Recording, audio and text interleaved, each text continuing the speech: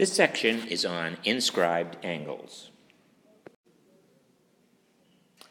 The essential question for this lesson is, what is an inscribed angle and what are its properties?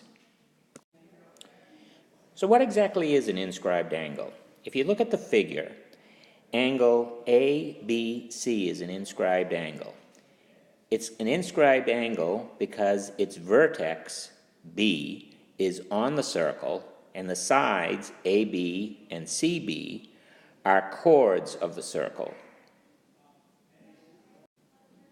We could also say that angle ABC intercepts arc AC. Now this leads us to our first theorem relating to inscribed angles. This is theorem 9-7 in your textbook.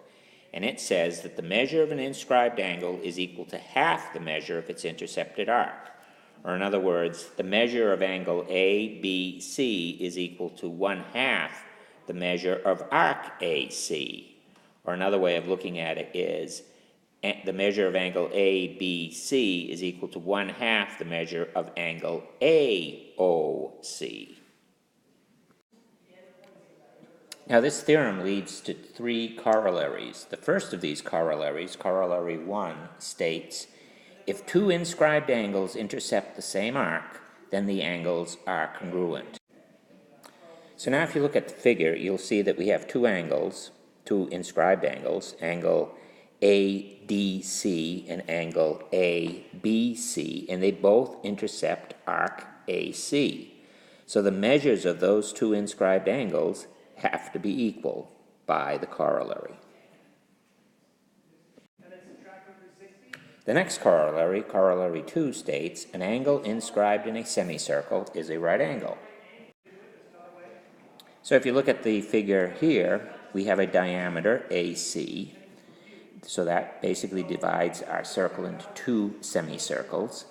And then we have inscribed angle ABC, which intercepts a semicircle. So therefore angle ABC is a right angle or 90 degrees.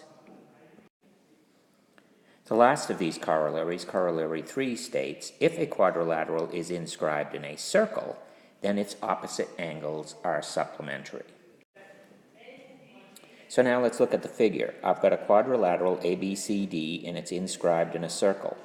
What this corollary is saying is that angle ABC and angle ADC are supplementary. And if you look at it, they intercept part of the circle, but if you add those parts together, you get the whole circle. So therefore, you can see why those 2 angles are going to be supplementary. So angle ABC is supplementary to ADC, or we could also say angle DAB is supplementary to angle DCB.